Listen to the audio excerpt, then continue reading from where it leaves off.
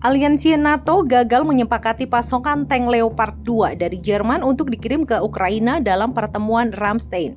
Kegagalan ini terjadi di tengah ancaman Rusia yang akan meningkatkan serangan jika NATO memasok senjata berat ke Ukraina.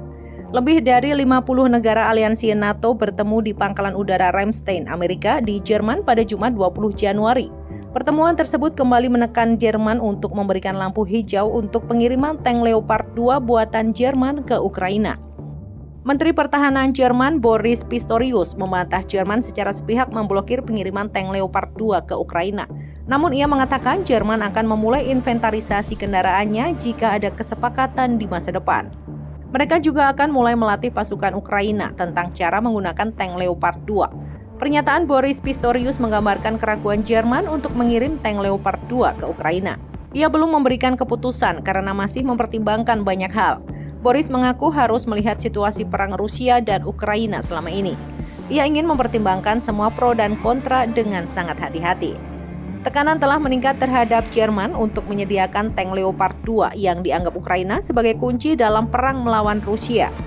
Meski belum ada keputusan apakah akan mengirim tank Leopard 2, Jerman berjanji akan mengambil keputusan sesegera mungkin. Sebelumnya, pihak Rusia mengancam akan meningkatkan serangan ke Ukraina jika NATO mengirim senjata berat ke Ukraina. Rusia mengatakan Barat yang memasok tank tempur ke Ukraina tidak akan mengubah jalannya perang. Dmitry Peskov menilai ada peningkatan keterlibatan negara NATO yang dapat meningkatkan konflik.